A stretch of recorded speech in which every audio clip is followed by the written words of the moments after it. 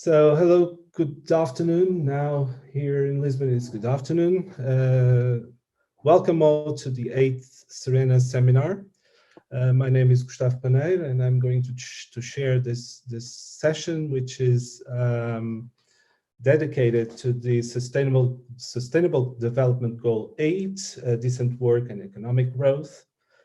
And with this SDG, this SDG aims to promote sustained, inclusive, and sustainable economic growth, full and productive employment, and decent work for all. Let me just here start video. I didn't put my start video.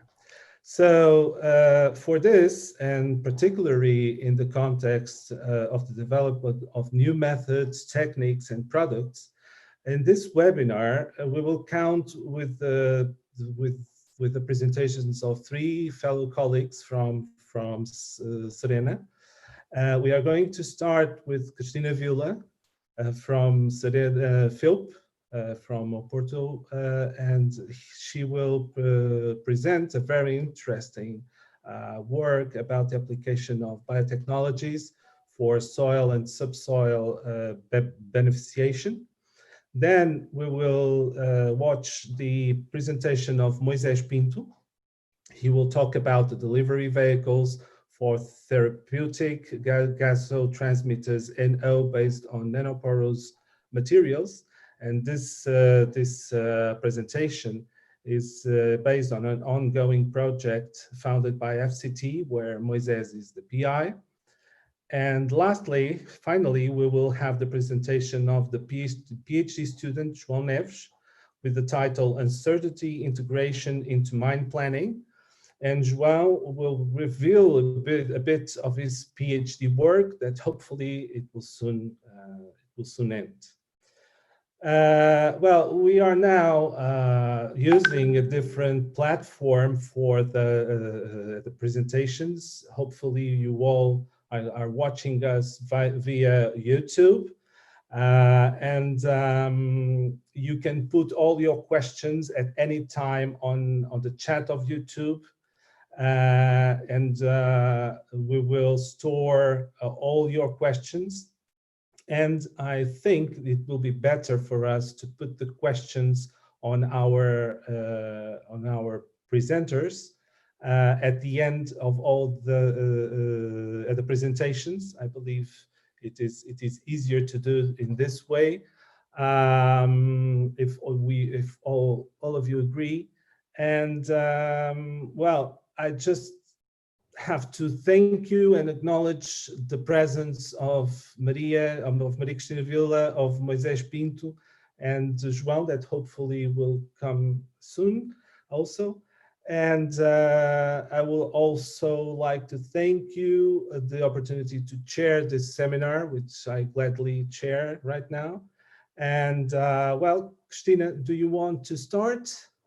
I'm going to stop my screen sharing. And if you want, you should turn your mic on. Usually something that we usually forget.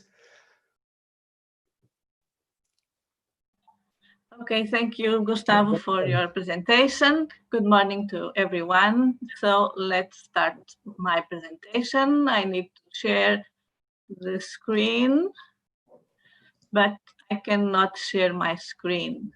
So I'm facing some technical difficulties right now. I think you can now, Cristina.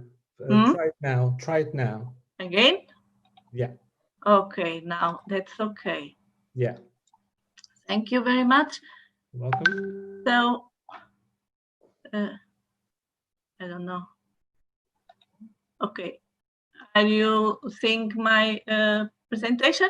Yes, perfectly. Now? Thank you. Okay. So, my talk today is about biotechnologies, how biotechnologies can be applied to soil and subsoil to extract some beneficiation from it.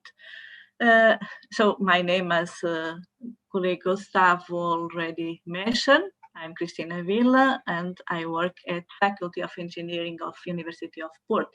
My talk is divided in three topics, 3 points, main points. I will make a brief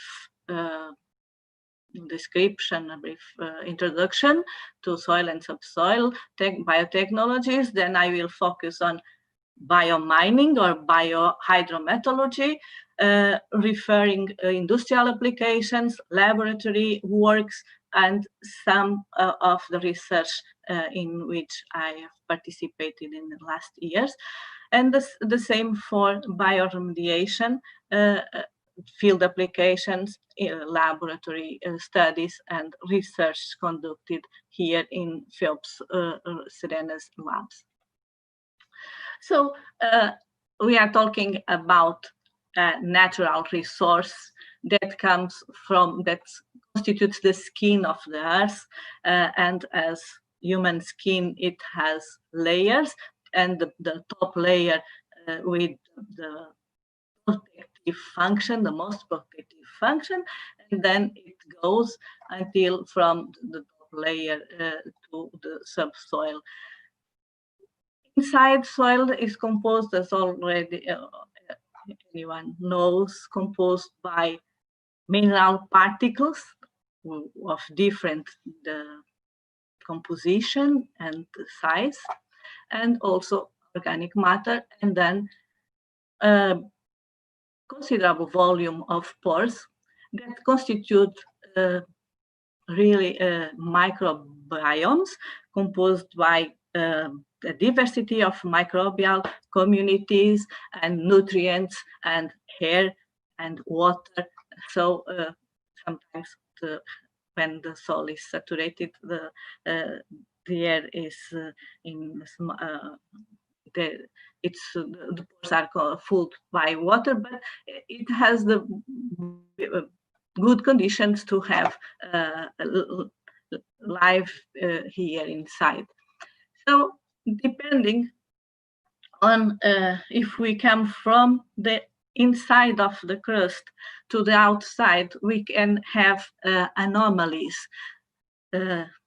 Anomalous concentrations of certain elements in metals, in the case when we come from the inside of the crust and we have an anomalous concentration of a certain metal or mineral, we can use, it can conduct to a mineral deposit that can be mined. So here, hard field of application of hydrometallurgy, the extraction of valuable metals, copper, gold, zinc, cobalt, nickel, from low-grade ore. Sometimes it's applied to low-grade ore, sometimes it is also applied to remove penalizants from ore concentrates. Okay, when we come from the surface to the depths, to the inside, we can have anomalous concentrations of or xenobiotics of harmful compounds that constitutes soil contamination, that contaminates soils and groundwater.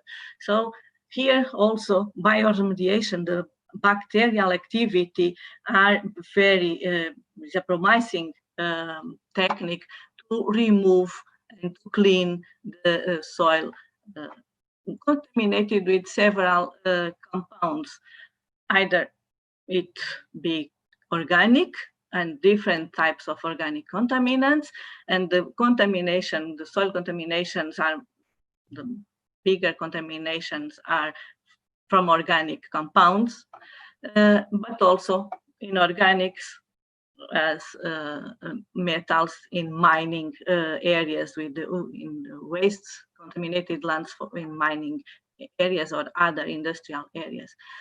Okay, so let's start by hydrometallurgy or biomining or bioleaching. In general, we use the term bioleaching because as it is mainly the main objective is to use bacteria or microorganisms, sometimes fungi also, to solubilize metals. It can be used to solubilize valuable and critical metals that exist in low concentrations in some either primary ores, but mainly in secondary deposits or waste piles, old tailings dams. And it consists on the use, it is mainly used with sulfides because bacteria use mainly sulfur and iron as electron donors to promote create acidic conditions and to promote oxidation and to solubilize the metallic ions. So in the liquid, when they pass to the liquid phase, then it can be extracted by other chemical processes. The main mechanisms are direct mechanisms where bacteria attach directly to the mineral particles and use, of course, sometimes use oxygen and carbon dioxide to head the solution, to head the oxidation of the sulfide. The indirect mechanism, the bacteria mediate, so they promote the oxidation of iron, ferrous iron to ferric iron that allows to dissolve, to solubilize metals. Since 1947, when Acidotheobacillus thioxidans was discovered, several microorganisms appeared. Some heterotrophs more recently that use sulfur only, some that use iron, ferrous iron only, or both as oxidants to promote the bioleaching. But it is an increasing technology that presents several and important advantages in the scope of sustainability because it has a small carbon footprint than the conventional processes. It also is cost effective, low cost technology, and it occurs in a like natural environment conditions, so low temperatures, low pressures that doesn't need the expand, that it doesn't consume the energy that the classical methods consume. But of course, it has some disadvantages that prevent it to compete with classical mining metallurgical processes. It is very slow. It's a very slow process. The recoveries are lower than that we can obtain with traditional or classical physical-chemical processes. And it is difficult to automate and control because once the process is started, it's difficult to stop it. So there's a defined field of application, in general, small capacity installations and low grade, and when time is not a very important variable. In terms of industrial applications, it exists since decades, large decades. As a paradigmatic example, we have Escondida mine, copper mine in Chile, where the bioleaching occurs in hips. These hips are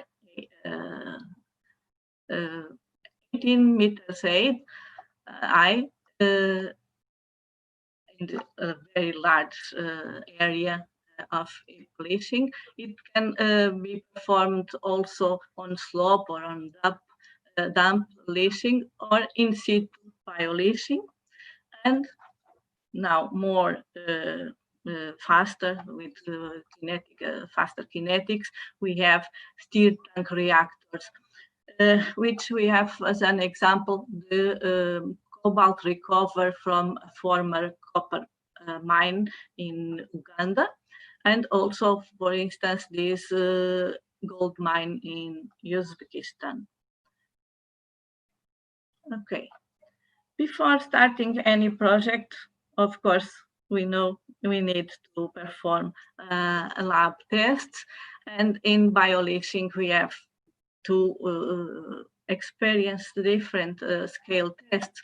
We need first to start at the micro scale with cultivation in shake flasks, in small flasks, and then increasing the scale at multi-stage bioreactor tests or column tests. And during the project, lab tests are needed for monitoring the process, the growth of microorganisms, the chemical and mineralogical stability of the medium, the composition, and we have nowadays very sophisticated techniques to identify and characterize the microbial communities. Okay, so just to I elected one study to present to you today. So we were interested in test the applicability of bioleaching on to recover metals from tailings from Panasqueira mine, but we had past experience on the ability, the capability of consortium microorganisms from the Iberian Pyrite Belt, namely from Neves mine, that we obtained good results. So we tested microbial consortium from Neves. How does it work in Barroca Grande tailings dam to recover some metals. And there are two objectives. We know that there are valuable metals in this tailings dam, namely copper and zinc in interesting contents, but it has also high contents on arsenic and on cadmium, and these are pernicious and contaminants for the environment. So we prepared and characterized the mineral sample. We sterilized it using sterilization, and then we prepared in flasks in small scale. So I'm talking about small scale flask tests of 250 milliliters containing the sample of our tailings, and that we inoculated with 25 milliliters of Neves tailings sample as inoculum, and 25 milliliters of mineral medium, so with the nutrients for the microbial community to work in the dissolution of our the target metals. So we make it in several flasks. I present here 16, but it was more. But the results then I elect this 16 in order to take sacrificed samples to evaluate the concentrations on metals on the liquid phase, and so to assess the kinetics, to make kinetics tests on it. The arsenium, cadmium, copper, zinc, and iron were determined by atomic absorption spectroscopy. We measured also when we took sample periodically. Sulfates, pH, and EH. And on the final of some samples, the solid residue was analyzed by scanning electron microscopy. So the microbial communities, we made a parallel study in order to characterize these microbial communities on Neves Corvo mine on different points of the Neves Corvo mine, from the underground, on the plant, and also on the paste facilities. And from this, it was sequenced, and from one of these samples, tailing samples, was the best inoculum for our bioleaching experiments. Okay, so here you have the characterization of the microbial diversity present in our microbial inoculum, microbial source. It was mainly composed by Allothiobacillus, which is not so surprising because we are on a very rich, salt-rich environment, with also Thiobacillus, but mainly this Allothiobacillus, and Thiobacillus was dominant on this consortium, this microbial consortium. So as a result, we obtained interesting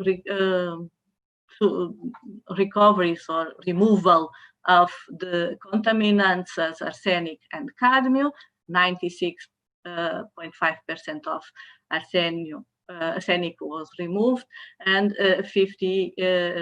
almost 59% of the cadmium was also removed by the action of microbial activity. The recoveries obtained on zinc, the recovery was also interesting, 56%, and we obtained 24% of copper, 24% of the copper solubilized was passed to the liquid phase.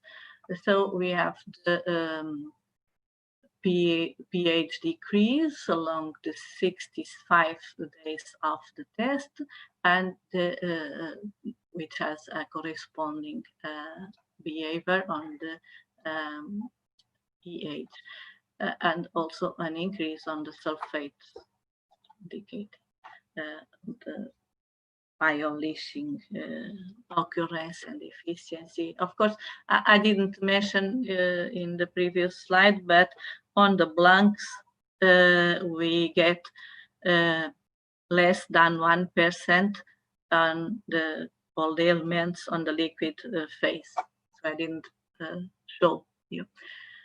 Okay, now let's move to bioremediation. That intends to treat anomalies, to deal with anomalies coming from the surface to the inside.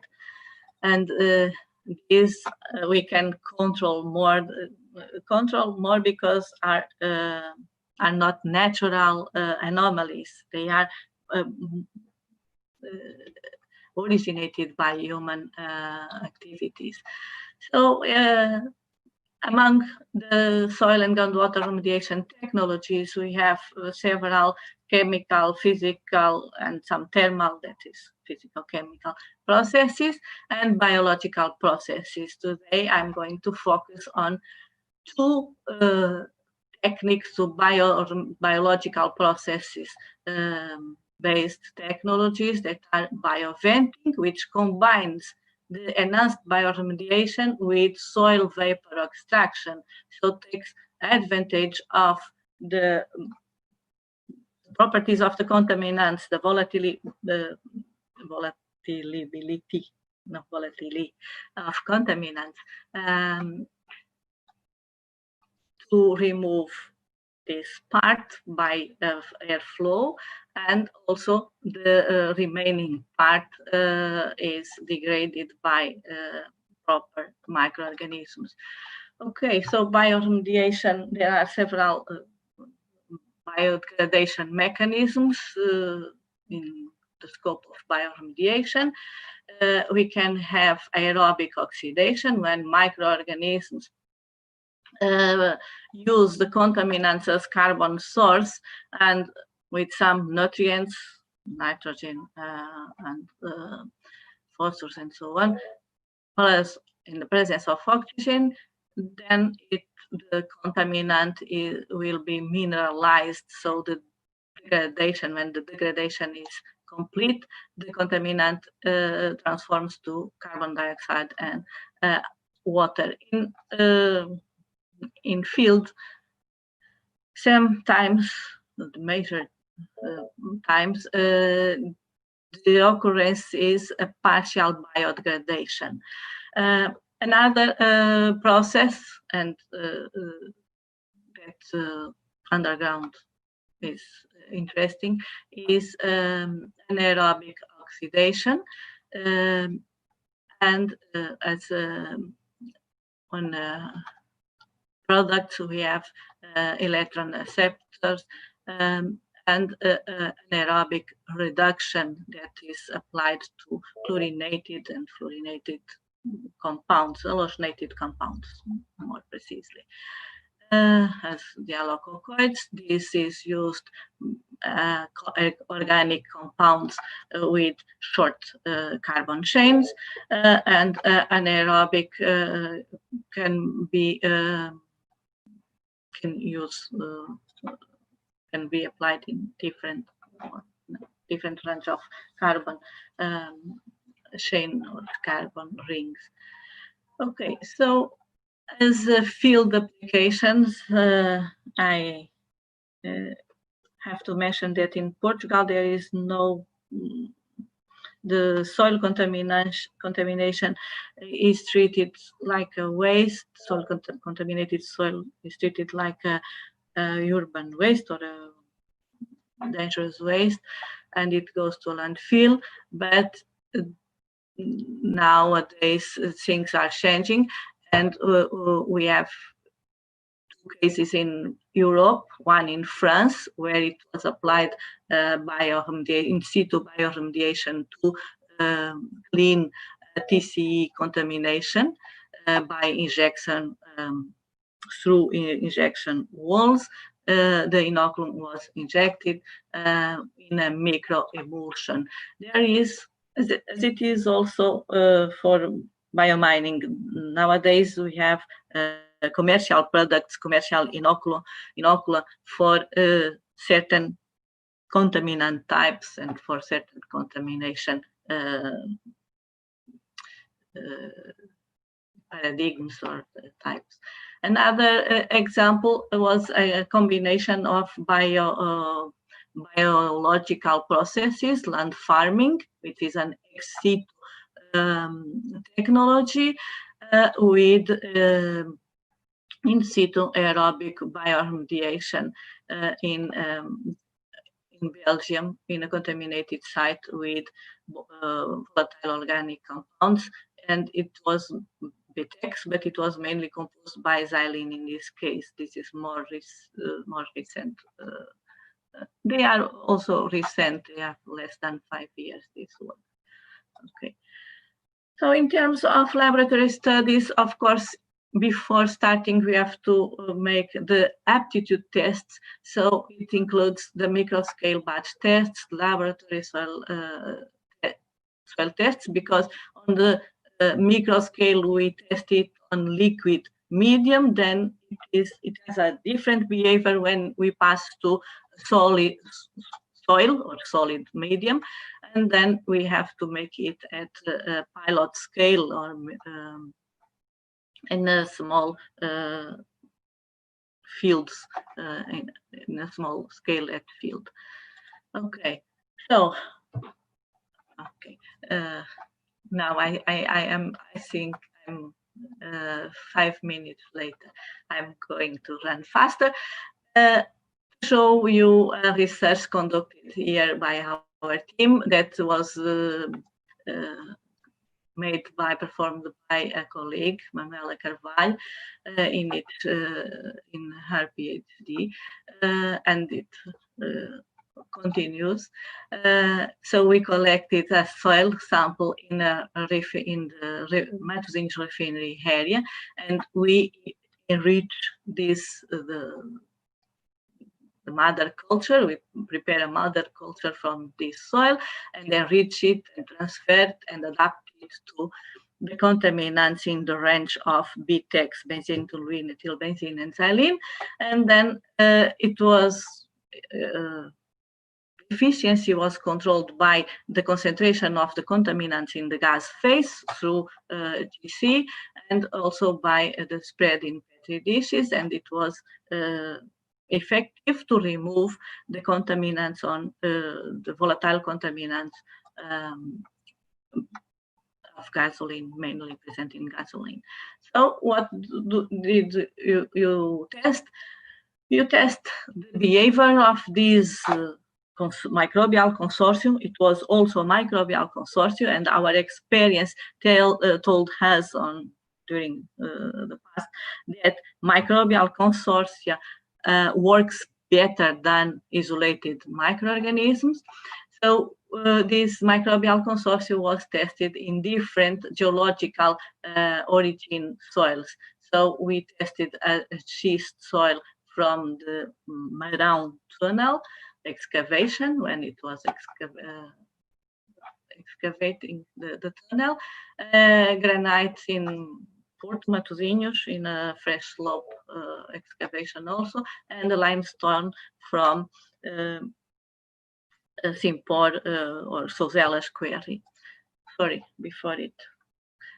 We made tests on flasks to test the bioremediation. Enhanced bioremediation, it means the soil is inoculated. The soil was previously sterilized, obviously, and then was artificially contaminated in order to control the content of the contaminant, and was inoculated with our consortium, and we amended it with the mineral medium of bacterial growth.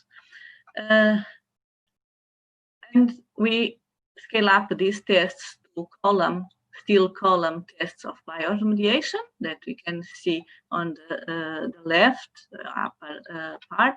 And we also performed bioventing tests. Now I like that is in a circuit passing, promoting the passage of air from the bottom to the top of the column in order to give the microbial oxygen, the needed microbial oxygen, and also to transport the contaminant from a further step of off-site of gas treatment. Okay. Some results from the bioremediation, enhanced bioremediation tests. We obtained, so on these lines we have the blanks. Blue is the limestone, orange is the granite, and green is schist. And we can observe a big difference from the removal efficiencies and times of removal of the contaminant. In this case, the contaminant was a mixture of all the components, so a mixture in equal parts of benzene, toluene, ethylbenzene, and xylene. And we have a big difference from granite to limestone or to schist for the same time of remediation. And here, limestone was the faster soils where the bioremediation, the removal of the contaminants was faster, and then schist, and later the granite. There is a justification and an explanation for it. the granite has a high content on clay, and the mineralogy of granite is more diverse and complex than the limestone, for instance. Okay, so when we observe the results obtained in bioventing, we have also the control, but here on the control, there was some removal that was promoted by the soil vapor extraction, the venting. So the decrease on the blanks were promoted by the transport of the airflow. And concerning the biological removal, so we can also, we have the confirmation that limestone allow the faster removal than schist or than granite. So the scale is the same. So we can also conclude that bioventing is more efficient, and the removal was higher with slower remediation times than enhanced bioremediation only. So to conclude, we can say that bugs can contribute to promote decent work and sustainable economic growth. That is the sustainable goal of today's. Bioleaching is a promising technique in reprocess mine waste and creating circular control process where bacteria can solubilize metals with economical interests from their own source. A microbial consortium from Neves Curve mine was able to remove 90 interesting amounts of arsenic, cadmium, copper, and zinc, and assisted by remediation without and with ventilation proved to be efficient in removing volatile organic compounds in different soil types and granites. Thank you very much for your attention, and sorry for exceeding time. Okay, Cristina, no problem. Thank you so much for your interesting presentation. I invite all to put your questions on the YouTube chat. Please do. We will put the questions to Cristina at the end of the three presentations. Okay. So Moisés, now let me just share. Now we are going to have Moisés Pinto, that is going to present delivery vehicles of therapeutic gasotransmitters and O based on nanoporous materials. So Moisés, I think you can share your screen. Okay, let me try then. Okay. Okay, just. I will try to. Okay. It's okay. Perfect. The floor is yours. Thank you so much. Thank you. Okay, I will try to highlight here the work that we have done in the last years on this topic, which is to use nanoporous materials to be able to deliver nitric oxide, NO, which is this is a challenge. I will try to show you also why.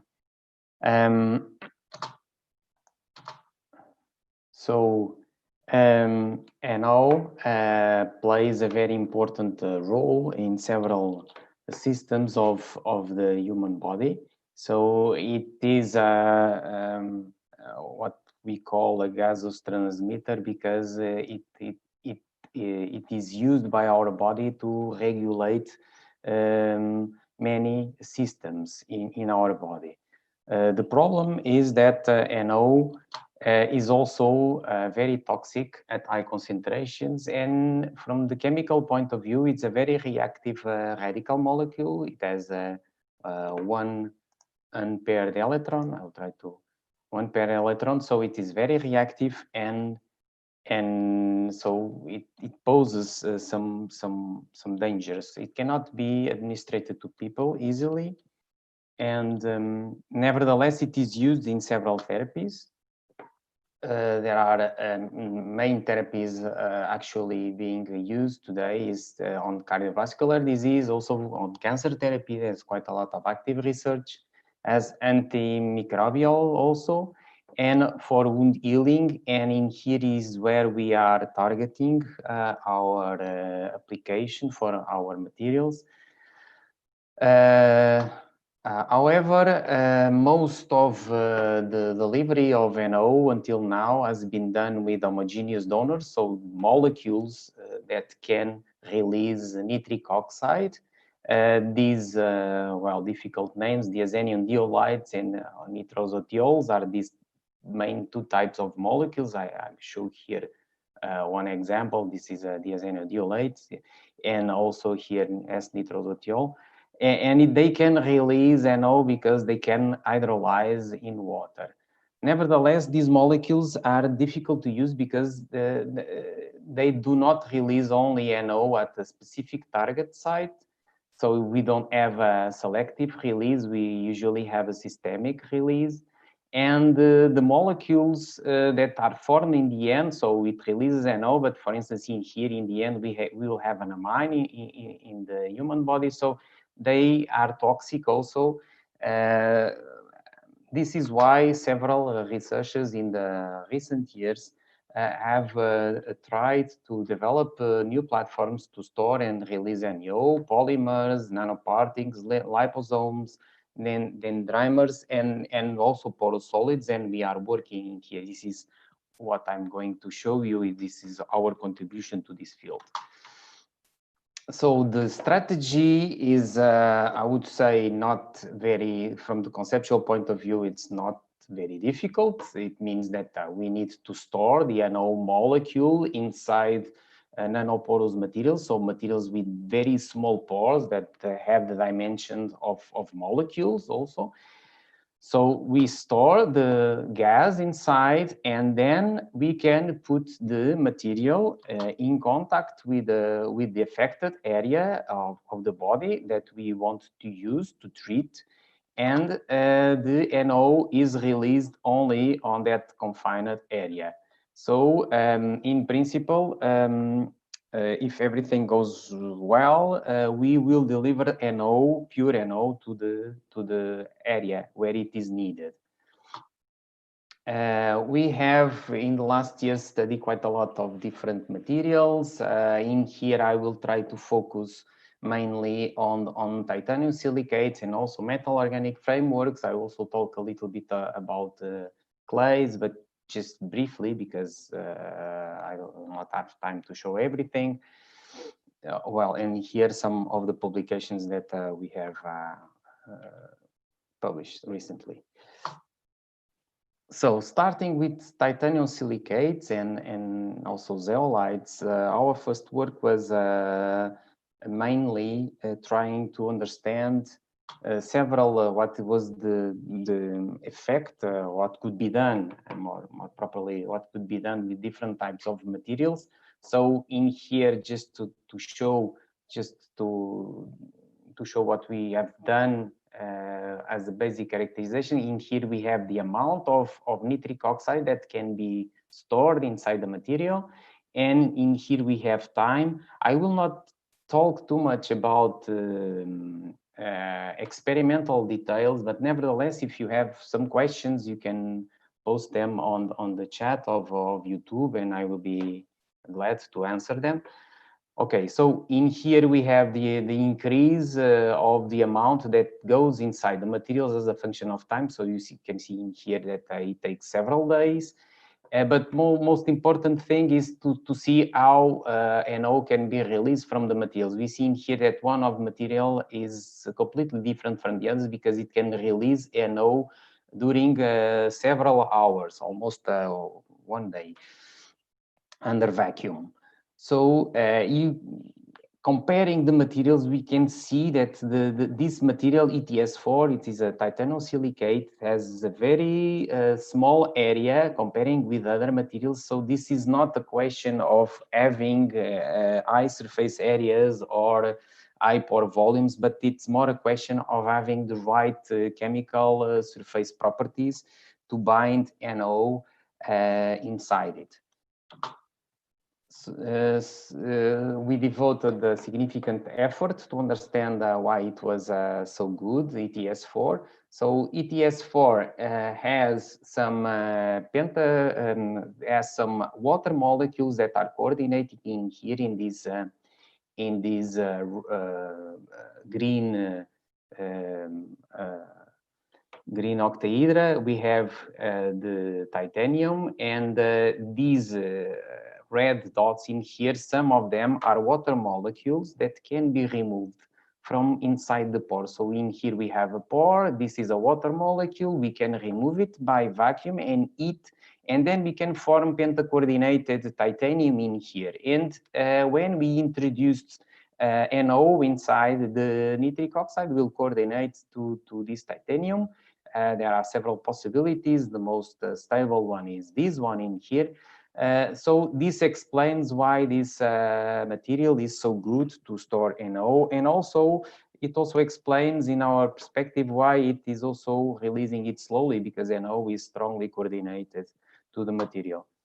So one possibility that we study also was to change, because we have some cations inside the structure that can be changed. So we exchanged sodium cations by cobalt and copper to understand what was the possibility, and it was strange initially. Initially we found this very strange, because just by changing the cations we increase surface area. We see here are the amounts of nitrogen absorbed as a function of pressure, and this is a way of characterizing the pores that we have inside the materials. So we see here a significant increase for copper. We see here the surface area increase comparing with the other materials. And this can be explained just briefly because we have this sodium in here, two types of sodium. This is site 2 and site 1, and these are preferentially site 2 are the ones that are exchanged. And since we are putting copper and cobalt, which are divalent, so we will have less cations inside and the surface increases. Most importantly for us, what is interesting is to see that we have increased the amount of NO that goes inside the material, comparing with the initial material that we have in here in black. And also the release was the amount release was more significant. We test these materials also in the release in liquid phase. One of the ways of testing the release is to use hemoglobin solutions. Actually, we put the materials that are loaded with NO in contact with oxyhemoglobin, and we see the changes in the ultraviolet and visible spectra. And so comparing the initial and the final spectra, we can see that the changes are compatible with the reaction of NO with oxyhemoglobin. This is important because we need to be sure that we are releasing NO and not other products that are of the composition of NO. As I told you initially, it is a very reactive molecule. And we can monitor this change with time. The most important part is this initial slope. It should be as slow as possible. This plateau is not so significant because it can also be related with the complete reaction of the oxyhemoglobin.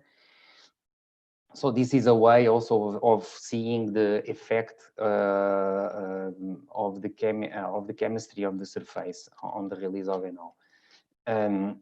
Another way of testing is also using the grease assay to test in different biological media. We see here some differences. For instance, ETS10, this is another type of titanium silicate, releases more amount, but it releases faster than ETS4. And we also have tested ETS4 in blood, plasma, and this is ongoing work because the amount that is actually available in these media, it's different depending on the type of biological media. Just briefly, we have also studied different clays, modified clays to store NO, and so three different strategies we have studied. So one of them is, well, just very shortly trying to explain why we use some type of clays. There are some cations inside the type, certain type of clays, which we call it montmorillonites, that can be exchanged by other cations or even by other organic molecules to do what we call intercalation. So it is like several layers of clays with some pillars in between. And in the first strategy was to pillar the clays with aluminum, cobalt, and titanium oxide pillars, and it is a very interesting strategy. We have been able to increase the amounts inside the material, mainly with cobalt and titanium. Another way is to intercalate organic molecules inside that can react with NO and to form diazonium diolates. This is the case of L-histidine. And this was also an interesting strategy. And another approach would be to produce synthetic clays with cobalt. All these strategies work quite interestingly, but the problem is that some or most of them are very toxic. I will try to show this later. And now I will try to focus on a different type of materials, which are metal organic frameworks and also bio-based metal organic frameworks. These are hybrid materials, which have a part that is organic and some other clusters that are inorganic. In this case, I will start showing a MOF that was done with vitamin B3.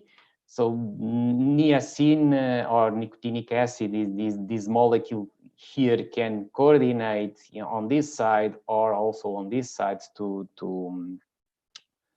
metals, and under certain conditions with nickel or copper can produce this type of structures that we see in here, where we have in here the clusters. I will try to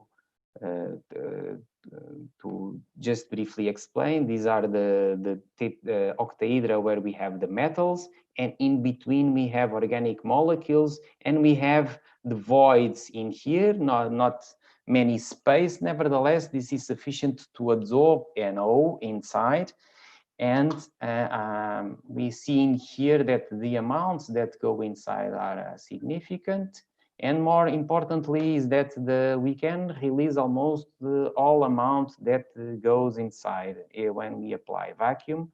And the kinetic profiles are interesting from this point of view, are slow.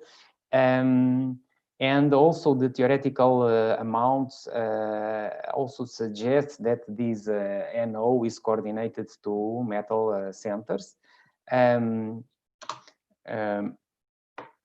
Again, we tested this material in hemoglobin solutions. We see the change in the bands in the spectrum of the oxyhemoglobin, and we can see how it evolves with time. This is a very slow release.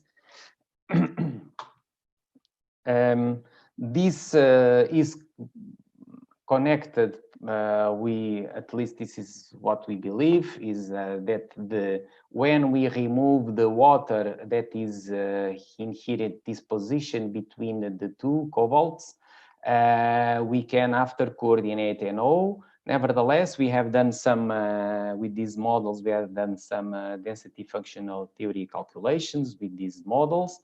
Well, this theory allows us to calculate the energy of the structures. and we see a negative difference in here. It means that the structure with NO is stable than the structure with water. This explains why when we put this in water, it goes back because we have more water than NO. We have a driving force for this because of this huge concentration of water, but nevertheless this goes slowly because energetically we are favoring the coordination with NO. In fact, coordination of NO in metal organic frameworks is mainly in the metal sites, especially when we have materials. We have here some examples. This is one type of material, another type, MIL 127 and MIL 100, especially the ones with iron are interesting because iron is a non-toxic metal. And also in here another type of Fe dop. It's another type of metal organic framework, and we can see in here how it coordinates and how coordinates to the open metal side of the system. Nevertheless, as I will show you later, we have found out a different type of coordination that is more interesting, because what happens is that when we put these systems in contact with water, water replaces the NO molecule very fast. So the release in biological media where we have significant amount of water is very fast. And we have found another MOF that is more interesting for this delivery. So this MOF is produced with this more complicated linker in here. So we have here these 4 carboxylic groups that can coordinate to titanium. So we have titanium propoxide as a titanium source under formic acid, and we can form these beautiful structures. We have here also the pore diameter. As you see, it's 0.9 nanometers, so very narrow pores. And more interestingly is that we have some formite groups that are in between the metal clusters, and with acid washing we can remove them to have more reactive sites. So in here we can see, I've done this short movie yesterday to try to highlight this. We can see here some positions of the, for instance, in here of the formites, and this can be removed. We have quite a lot of them through the system. And once we have this removal, we obtain coordinated water in one side and an OH group in the other side. And under vacuum and thermal activation, we can obtain a breached OH group. And what we have found out is that this group can react with NO to produce this breached and chelated nitrite. And when it is put back in contact with the water reacts again and releases NO. But this is done very slowly because of this chelated nitrite. So again, we have tested in the gas phase, the NO loading and also the NO release. As you can see in here, we cannot release under vacuum completely the NO because most, or at least half of it, stays bound as a chelated nitrite. Nevertheless, when we put in the liquid phase in hemoglobin, we see an evolution of the spectra with time. And again, I stress that this initial slope is the one that we are most interested in, is most significant for this. We have also tried to understand what are the species that were formed. So we see in here some differences. I will just try briefly to show that when we put the initial material in contact with NO, we see the formation of some bands, as we see in here. But when we make vacuum again, this band stays, and the bands that are related with breached and chelated nitrate. So what we think is that two main paths can be happening, but nevertheless they will lead to the same chelated nitrate in the end. It can be react either with an OH that is not forming a bridging hydroxyl, or it can be reacting with bridging hydroxyl. But nevertheless, both paths leads to the same species in here. We have tested also using density functional theory, some models to see if other possibilities could be feasible. In this case, NO interacting with the bridge, the OH, in this case, NO interact with an open metal site, but both of these models are not consistent with experimental data, namely the spectroscopic data and also in the energetics that we can measure out of it. Also, the possibility of forming nitrates, in this case, as you can see in here, nitrogen is bonded to 3 oxygens, so it is nitrates. In this case, also the bridge nitrate or the chelated nitrate is also not consistent with the experimental data, and even more, they have higher energy than nitrate models. So also from the theoretical point of view, these are the models that describe the experimental data. So most importantly, I'm just finishing now. Most importantly is to understand what are the effects of these materials, especially when loaded with the NO on biological systems. Nevertheless, before being used, we need to be sure that we don't have cytotoxicity. And then I'll try to show just briefly what is the effect on 2 different biological processes. One is cellular respiration, and the other one is wound healing.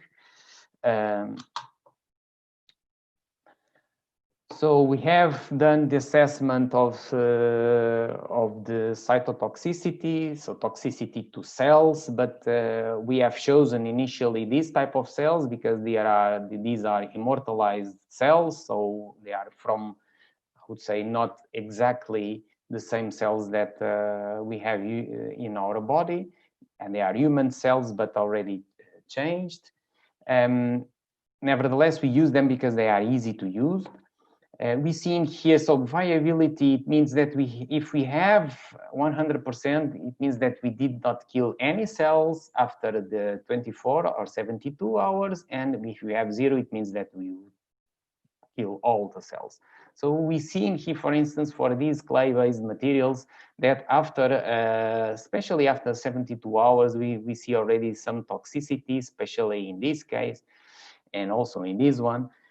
So they are not so interesting to be actually used in real applications. We see in here also the case of titanosilicate, and we can also see some differences. These ones with copper and cobalt are more toxic. We see in here significant decrease. Nevertheless, we see also here other ones that can be considered as non-toxic.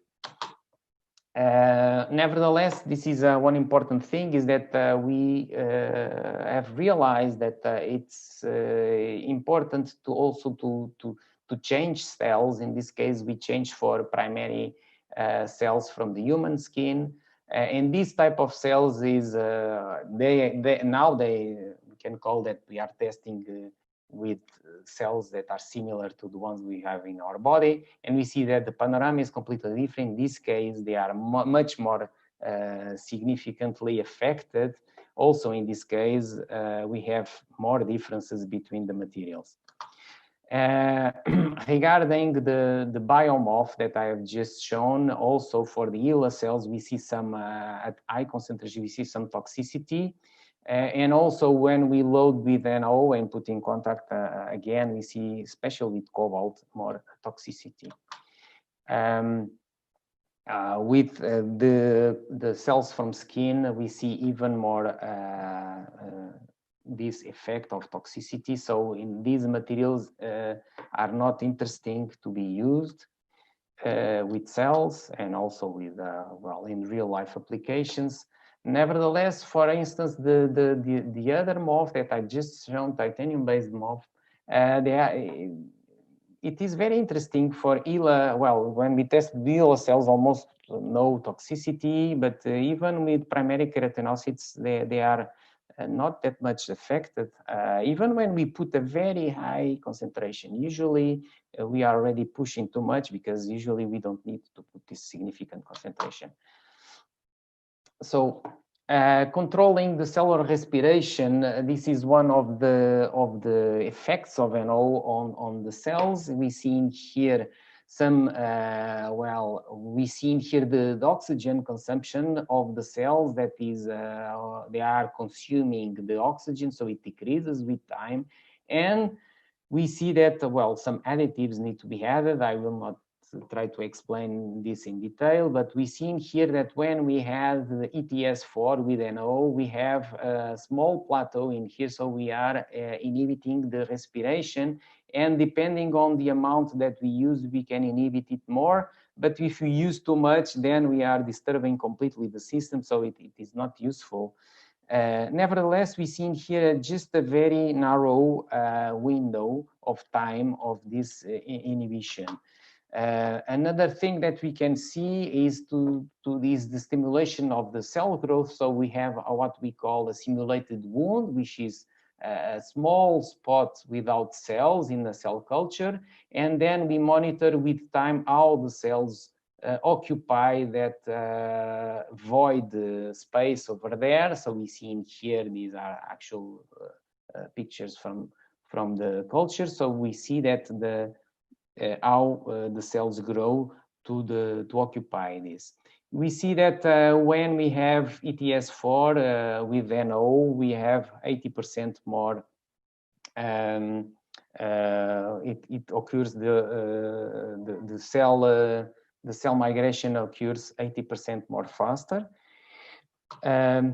I would say that more interesting than ETS4 is even the MOF. In this case, we see the significant inhibition of mitochondrial respiration, but during a more prolonged window. So we have seen that we have an inhibition rate of 78%. And also the inhibition was reversible, so it recovered again to 70% after 55 minutes. And we can also tune the amount that is used over there to tune the release of NO and the effect, biological effect. Also, from the point of view of the promotion of the wound healing, this is also a very interesting material, because we see also in here after 24 hours, 8% more. So with just 90 micrograms per milliliter, we can increase the migration rate initially by 5% and 8.4% after one day. So higher concentrations did not improve, but this needs to be better explored, but probably because we have, if we put more NO instead of promoting, we are already inducing some toxicity. So we are now trying to, this is what I'm, just to close my presentation, our perspective is to assess the capability of the materials to control other biological responses. Also, we are now trying to prepare more stable and biocompatible system with nanoporous materials, and two different routes. One is possible routes. One is to functionalize the external surface with biocompatible molecules, and the other one is to apply the materials in blend, also with biocompatible molecules. And we are now also preparing to test the best materials in more complex systems, some blood, tissues, already shown some preliminary tests with blood, and also wound healing in animals. This would be the final testing. So I hope that I have convinced you that nanoporous materials are interesting porous carriers for NO storage and delivery. This delivery and storage depends more on the chemical modifications of the surface. And different capabilities and kinetics can be obtained, and we can tune the extra framework cations in some materials. We can also tune the chemical composition of the frameworks themselves. I did not talk too much, but we can, for instance, in some titanium silicates, we can put aluminum and so on. We can also, in the case of the clays, try to play with the intercalation, and the species that we put in between the clay sheets will lead to different properties. And also the type of binding on MOFs influences significantly the release kinetics. So cytotoxicity needs to be carefully evaluated, and we have seen that perfectly with primary skin cells are the ones that are more sensitive to the materials presence. From the studies until now, ETS4 seems to be the most promising inorganic material to release NO in the liquid cell media due to the slow release. The MOF MIP177 is very robust in biological media. I didn't show many data about it, but the low toxicity I've shown, it is suitable to some medical applications. And this loaded material allows control of biological responses, mitochondrial respiration and cell migration, as I've shown here. So we think that this material has a strong potential to be used, and this is what we're going to explore also in the next steps. So thank you very much for your attention. And I also need to thank for the people that are collaborating with me over time, and also the research institutions. And I will be happy to answer your questions on YouTube this time.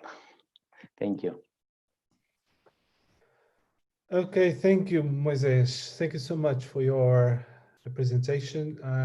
Hopefully, can you please turn off your sharing? Thank you so much. So thank you so much for your presentation.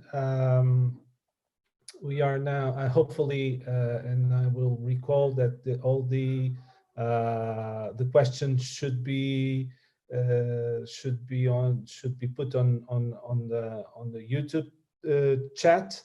Don't forget for your questions. Hopefully, people are looking for the questions. Now we will have João Neves. Okay, hello, João. You are ready? Are you?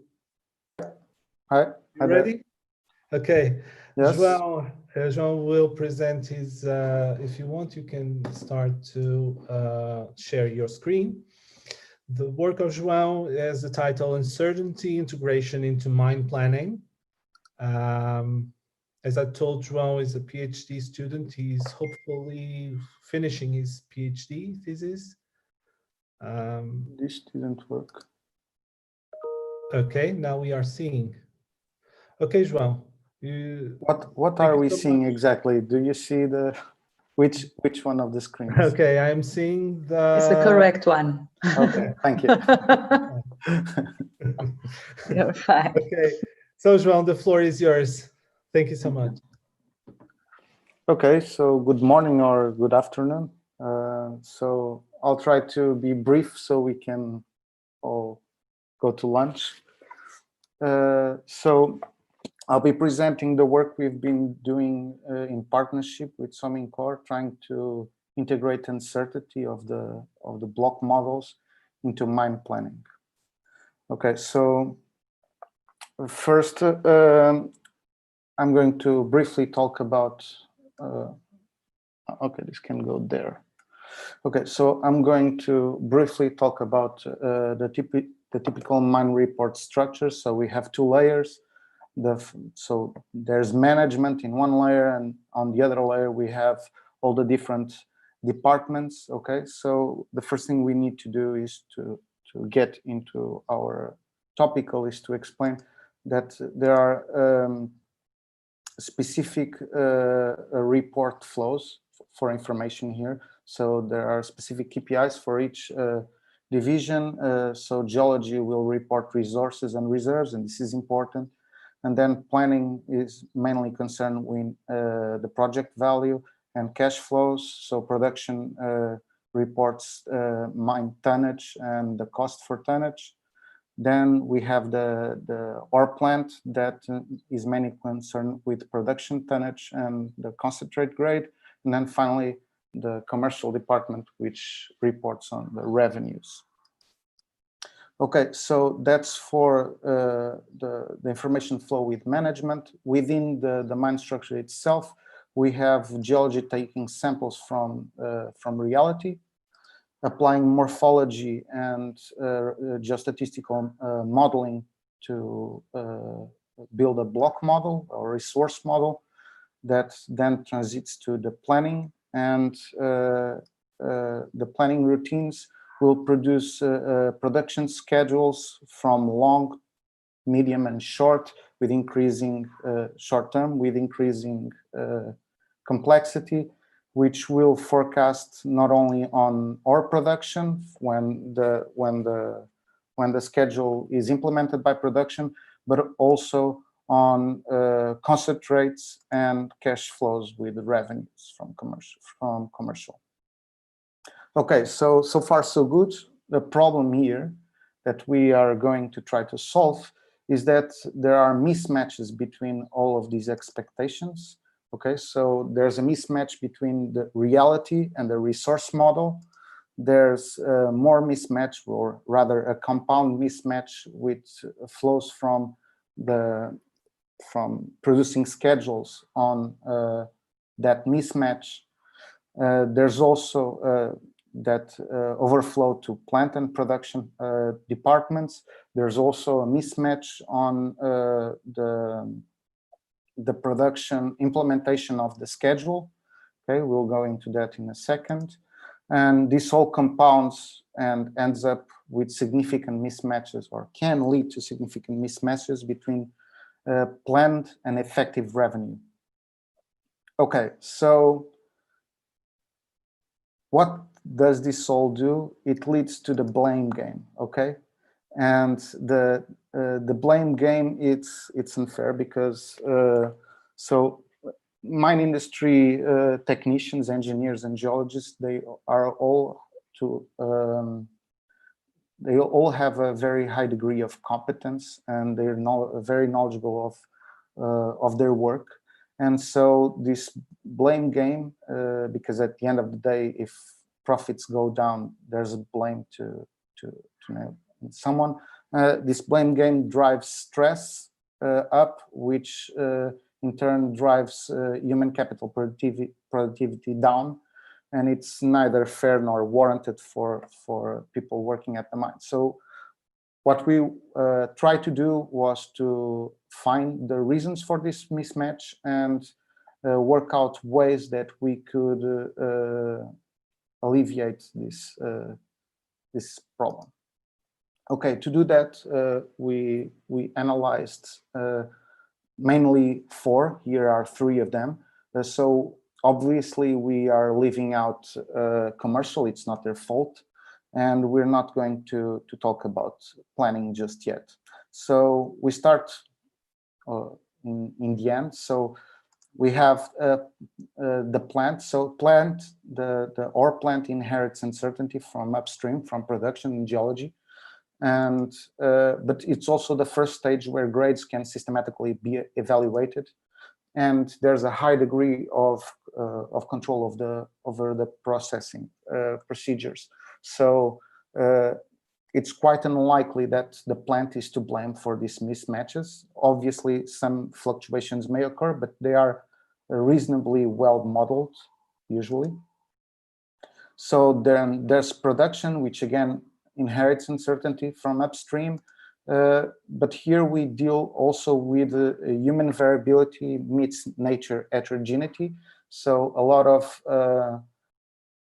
unpredictable risks and unscheduled events, and this is very hard to model, and it's very hard to avoid. So there's always, and there will always be, a degree of mismatch coming from production, and this is natural and to be expected, and there's not much we can do about it. Okay, so as I said, unscheduled events. Okay, so this leads us to the geology department. So geology department has a small degree of control over the data location. We're going to that in a bit. Generates uncertainty at data acquisition because our measurements are not perfect. And so just by measuring, we are adding uncertainty into our information flow. And models are wrong by definition, and this is very important, a very important key aspect that does not translate downstream after the model is produced, and that's something that we need to see also. And also models outdate under complex environments really fast, okay? Namely because I just noticed that I'm not controlling my time. Okay, now I am. So mainly because we collect samples at one point, those samples need to be processed, so a few weeks go by. Then the planning department will work on that block model, produce a schedule that will be produced down the line, and it can be up to 1 year or several months. And what happens is by the time that we are producing, production is producing a given area of the mine, a long time has passed and the block model is likely outdated. And nowadays there's no way to evaluate that. Okay, so that's another source of uncertainty. Okay, so talking about sample locations, so this would be an example of an ideal location for represented and stratified sampling of our area. So, but this is our axis, okay? And our axis does not allow those types of drill holes. We need to drill from the sides. So that's completely, it's neither equivalent nor does it has the same costs, okay? So we are heavily constrained by access on our sample location, and this may lead, and usually does lead, to model bias due to sample location, okay? So that's one. The other thing is when considering models, we are simplifying reality. And so there's always features that are being lost, okay? In your right side of the screen, you have the typical size for block model, for industry block models, which is a 5 by 5 meter block model, okay? And this block model is not capable of reproducing the fine detail of reality, okay? So that's another aspect that as we model, we lose information, okay? So now going back to our KPIs, okay? So we need to model, but some models are better than others, okay? So our KPI is for our key principle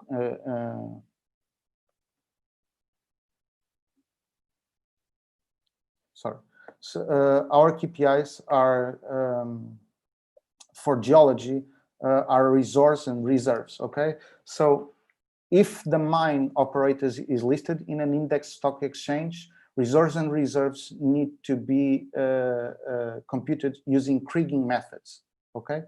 So this locks the KPI to be Krige estimation, and everything to do with the geology department and its connection to other departments and management will be locked within this framework of kriging, okay? So the issue with kriging, so kriging is really good because it's simple to compute and it's a blue estimator, or rather it's the best estimator, it's a linear estimation, and it's unbiased, okay? So it's used everywhere, it's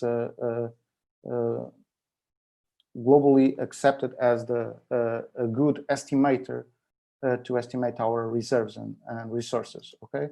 However, being blue is not equal to be always the right estimator. For example, Krige estimators will overestimate when applied to positive skewed distributions, or rather with long tails to the high values, but the bulk of the values are in the low range, in the low value range. Our Kriging estimator will overestimate the values, and this is a really big source of the mismatch.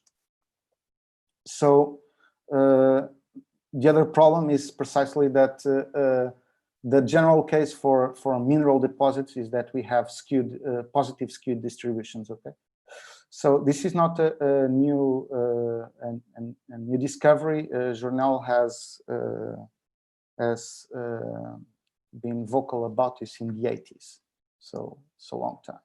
So the other point of Kriging is that Kriging does not give a meaningful sense of estimation uncertainty. So there is no good bounds of uncertainty coming from Kriged models. Okay, so the typical scheduled production flow will take our Kriged model, which we already know has a single image and no uncertainty measure, and it will flow through the planning and create production schedules. Okay, and this is a single time series. So again, no uncertainty bounds. Okay, and we already know what problems this raises, particularly when implemented in production and reality clashes with the plan. Okay, so the literature already proposed implementation for production schedule under uncertainty. The problem is, so before that, what we do is, so stochastic simulation is generally accepted to be a good way to assess uncertainty. And so what we do is we create a lot of of simulation of our reality, and we use that to assess our uncertainty. So now we do the same thing, and we use each one of these images, and we go through the planning routines, and we produce a number of schedules. The problem with these schedules is that, so this routine takes a real long time, and now we have to do a number of them. And what we end up with is not a single plan, but many plans, but we can only implement one. So what we then need to do is to go for each plan and apply each model, each one of our N models, to each one of our N plans, and this will take forever. And what we get is the distribution of the total project value. Okay, and we can use some metrics and opt for one of them which has a better risk profile or a better outline for our project, and this will be likely done with cooperation with management. Okay, the problem with this is, okay, so there's advantage. So we now have uncertainty assessment, and we can identify critical periods. However, it's a really laborious process, and it takes a lot of time, so much that it's prohibitive, and it's not done in any underground mine in the world, despite being theorized for many years already. So the other aspect, another drawback, is that although we can now assess uncertainty, we cannot mitigate it. So there's a lost opportunity there. So in order to streamline the process, we need to find a different way to assess uncertainty. And we also need to find a way not to compute all those multiple schedules, because that's prohibitive. Okay, so to do that, what we came up with, it makes use of, firstly, to to define the mine layout, which is usually defined by technical constraints, so geotechnical constraints. And that can be superimposed to our block model. And from there, we can take, for example, one block. Let's take block R2D2.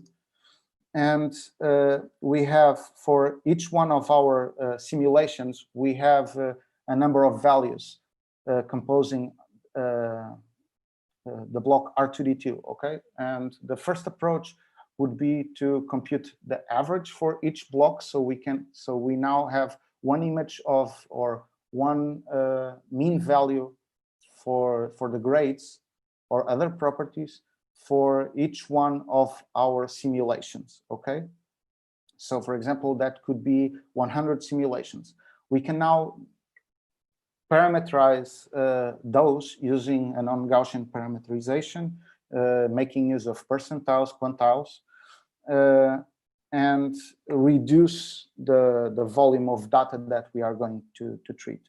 And this is using this sort of parameterization as another upside that we worked out during our investigations in partnership with Somnimport that we'll go into just a second. But before, let's just analyze how the exact computation of that would go. So we need to visit each one of the simulation, compute the mean values that go inside those blocks, and then if we have several blocks, we can compute them all together, and we get or do the average of all the blocks within one time period, and this will give us for one scheduled shift the production grade, okay? However, this is very, very intensive working, and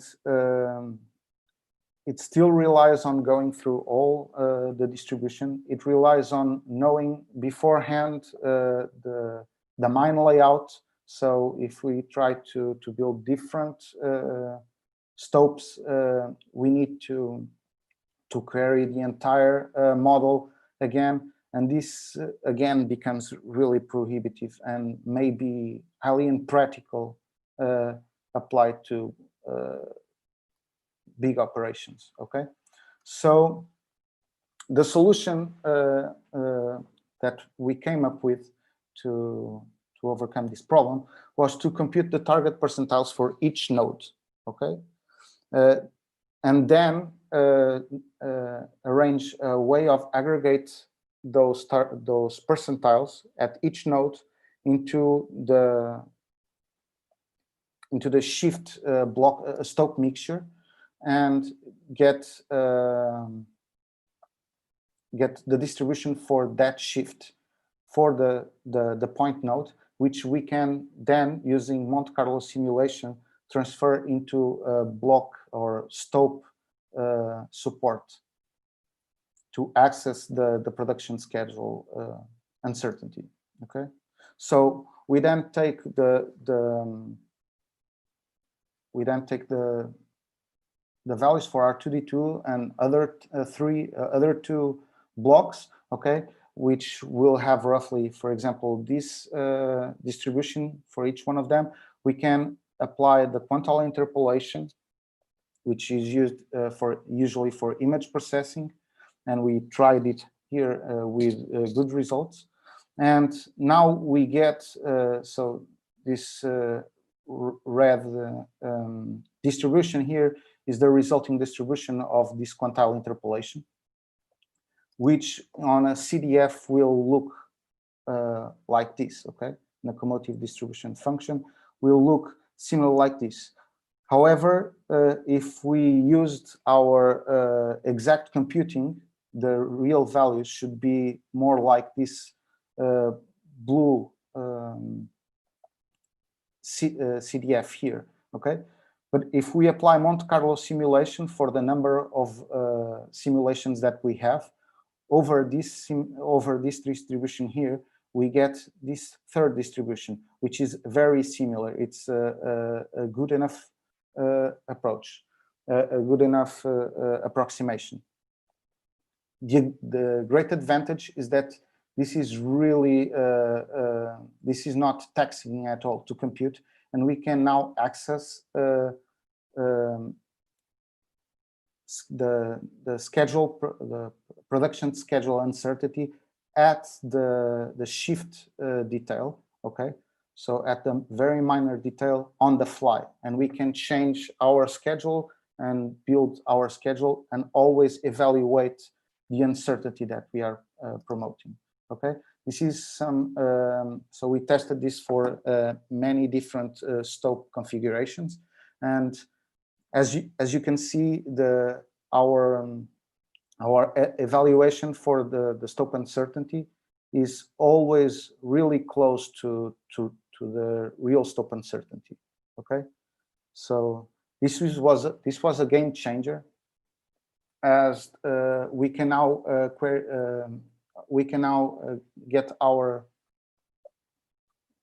assess our uncertainty without querying the entire ensemble of simulations. And this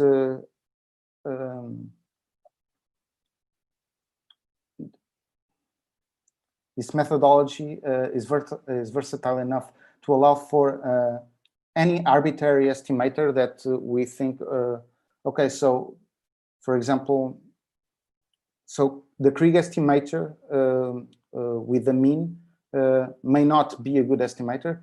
We discovered that, for example, for our specific mine application, the median is a better estimator, but it could be the percentile 20 or some other statistical measurement that would be the best estimator. And this process is versatile enough to make use of any estimator that we deem necessary. Okay, it's also good because we can now simply compute one single schedule without the need to compute multiple schedules. And this is really easy to implement on existing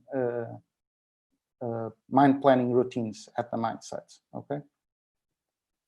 So obviously there's one last thing, which is now we can use the uncertainty measurement as a scheduling parameter. So we can actually use this extra information to strive for better schedules. Okay, so we used, for example, this is an example.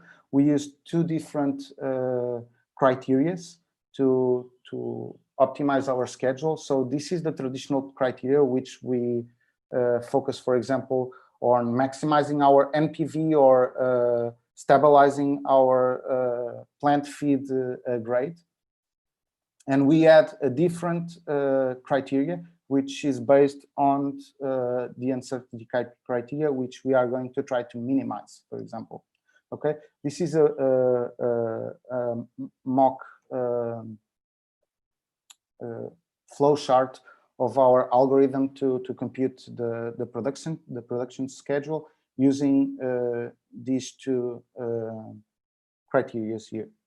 Okay, so we applied this to some real data, and this is using just the first criteria. Okay, and we can see.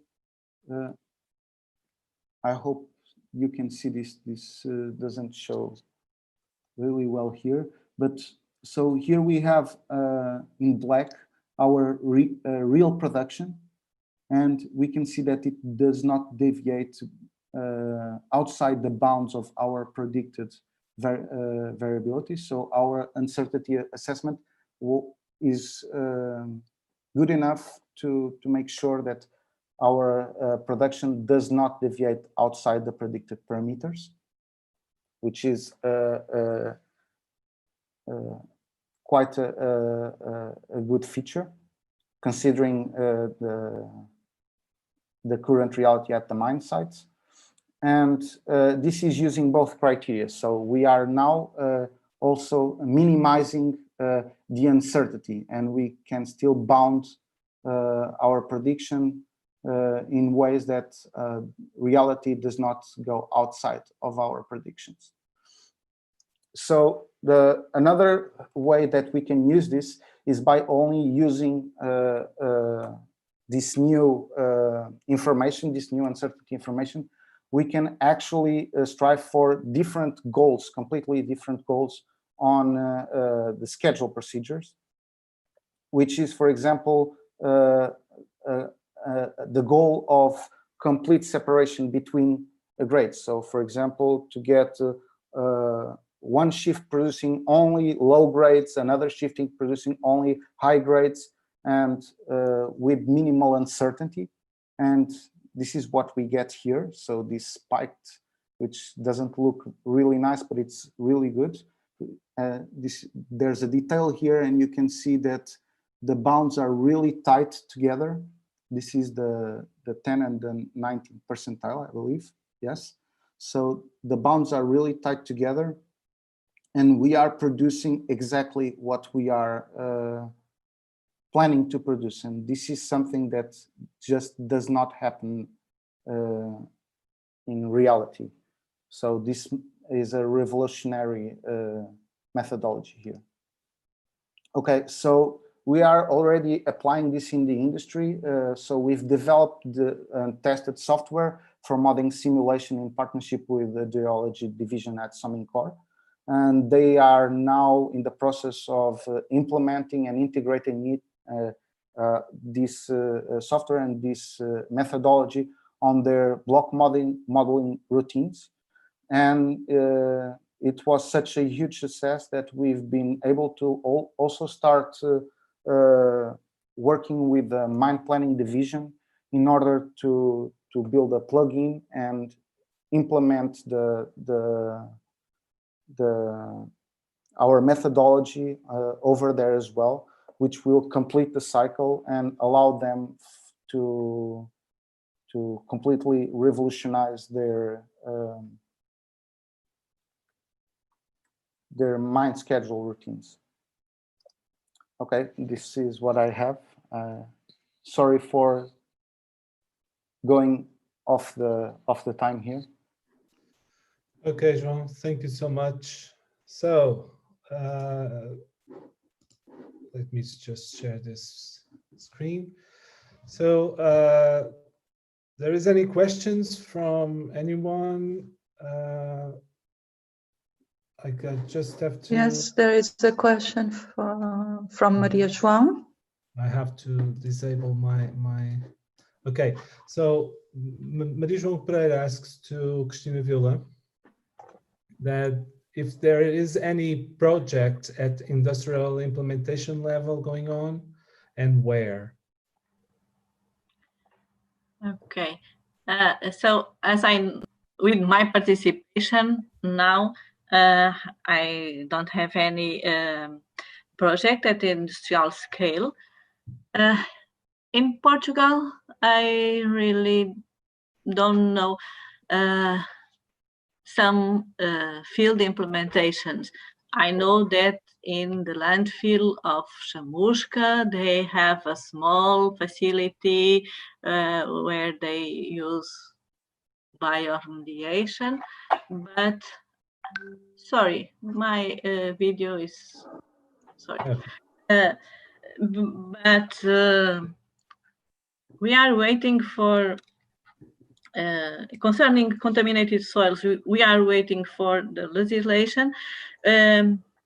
Nowadays, we have a much better knowledge about the contamination state of the soils, because to construct, to use the soil, the owners now want to know how the soil is, and as I know, and I have participated in some studies, our soils are more contaminated than it seems. So in future, I hope that we will have industrial projects on bioremediation, on soils and on water bioremediation. Concerning biohydrometallurgy, in Portugal also we don't have industrial projects, as I know. It is a promising technology for small scale or deposits, or to recover some, and this we have lots of some old tailings or waste piles, but we don't have it. I have proposed a research project that I intend to collaborate with some mining companies to recover, to clean some mining areas, using not only bacteria, but combining bacteria with plants, autochthonous plants, so combined bioremediation in the removal of metals from mining areas. We are waiting, but we have to try to propose projects and to wait. Yeah. But I don't know if I actually, I had a question, if I may.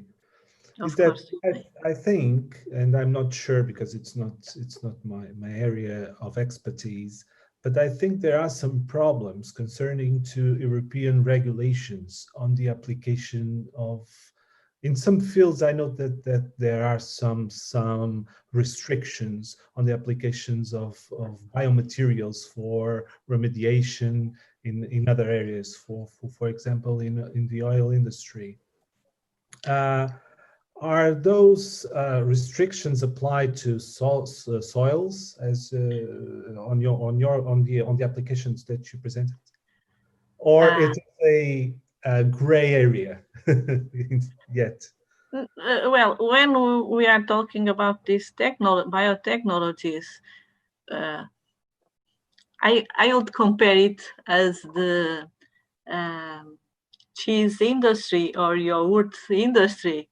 Okay, so Yeah. they use bugs, they use microorganisms to produce something. Okay, so these in the microorganisms I have worked, are not pathogens, but I know, and sometimes people deal with some discover on their microbial consortium some pathogenic microorganisms, and of course it has problems.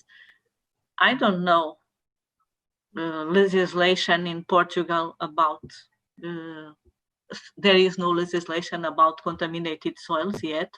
There is a project of a law, but it is not yet approved, and it is not mentioned as I know.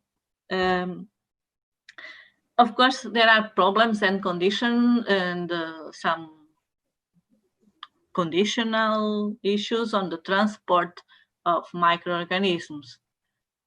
To buy from a certain laboratory determined microorganism, of course, we have to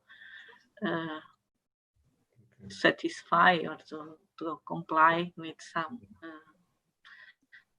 I don't see it as a danger in our scale.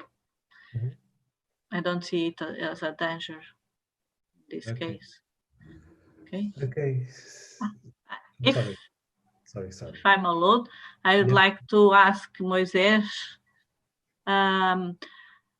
how do you see your nanopore materials application on real hospital life, the future, an horizon for it, and the promising improvement of cancer disease?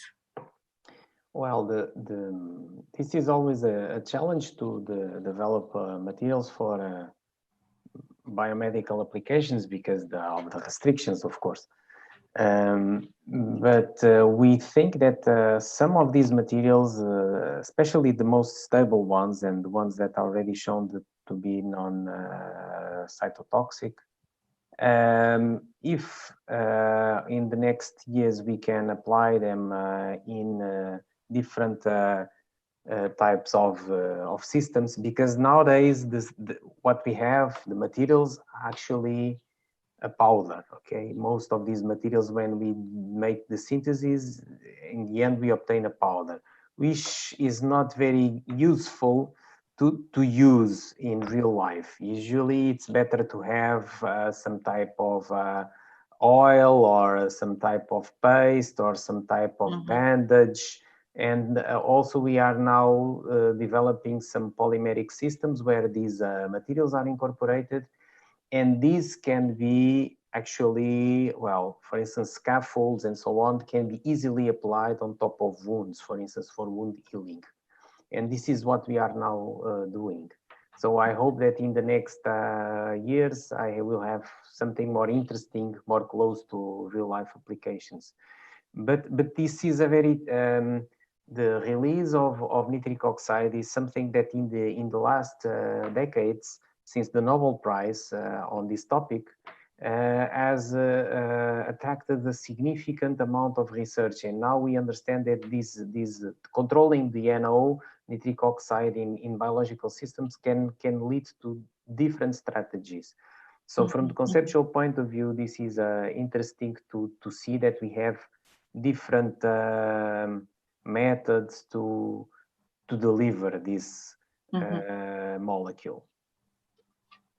Thank you. Thank you. Okay, thank you. Well, we don't have here more questions, but I have a question to João, if I may.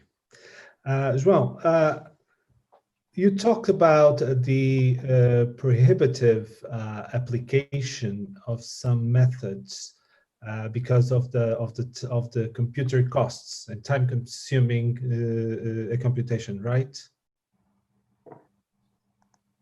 So not forcibly, because for underground applications, most development, or rather, most tasks are performed manually.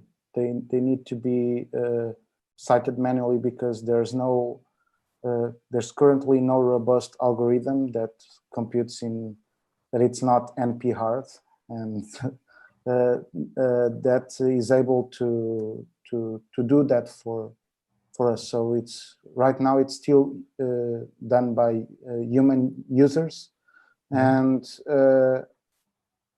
what is impossible is, for example, to create one schedule for a month will take an expert team of several people a whole month to do so. So to create for the same month 100 schedules would imply to have 100 more people to do so, and that's what's prohibitive in terms of costs. We're not even getting at computational costs here.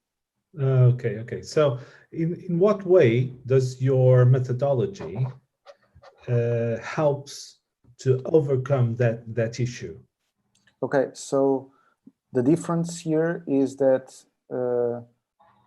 when the user so this is an iterative process, as you know. This is an iterative process to building stopes and check if it's feasible or not, and check for precedents and everything. And the great advantage of this methodology is that instantly, when you define a stope or a group of stopes, you have instant access to the uncertainty bounds of their mixture, and this allows the user to take into account these uncertainty bounds and make use of them in order not only to get production within certain levels of acceptance, but the risk but also mitigate the risk of the production to go outside these bounds. And this is something that wasn't possible before, and with this methodology it becomes possible with nothing added to the routine. So a user that was able to take whether it was Datamine or Vulkan or Desweek, and was using their process can now do exactly the same thing, but with this added value. Okay. Okay. Thank you so much. Thank you for the question. I believe that there are no more questions. Right, Susanna? I don't. Yeah. So I was trying to, but yeah. people are shy. People are shy, and this is a new platform. And so it's normal. It's something that is normal. So I cannot even post a question. Because you have to be registered. You have to use your Google account. Yeah, but I'm on my Google account, but it still does not allow me. It wants me to create a channel. Okay, yeah. Probably. Yeah, that's so it. you can put it here. Is anyone with problems? So, Robert, you wanted to make a question, a final question? No, not really. Thank No, you. not really. Okay, so guys, thank you so much again to Maria Cristina Vila, to Moisés Pinto, and of course to João also for your presence here, for your interesting sharing, for sharing your work with us. This is how we work in CERENA, and we share the knowledge with each other, and we would like to share our knowledge also with others. And so thank you so much again. And thank you so much for CERENA to let me share this session. If there is no other questions, I don't know, Susanna, can we finish from here?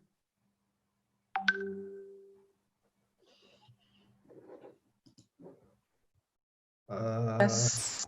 Yes. Yes, it's just some colleagues talking about the presentation, so it's okay. Not a question. Andreas saying Andreas Salom. is actually saying Andreas Salom is actually saying good presentation. Thanks. Yeah. And we had another comment from Ana Cristina Meira. Was very interesting. Maria João also says that we are waiting for the legislation for 20 years. And Maria João is saying that we are waiting for the legislation, Cristina, for 20 years. Yes, it is stopped. And even in Europe, the legislation is not equal in all the countries. There is a delay on soil legislation. Yeah, there is. I think there is a delay. Let's hope on the 15th sustainable objective, life and land, that it will bring opportunities to kick off it. To kick off, yeah. Okay, Marie-Jean is saying also nice presentations. Thank you so much. So thank you guys. Thank you for all those who watch. Thank you very much. In YouTube. Thank you. Bye-bye. Thank you. It was a pleasure. Thank you all. We will have the next, our next webinar will be next month. It's the last one from this cycle of CERENA webinars 2019-2020.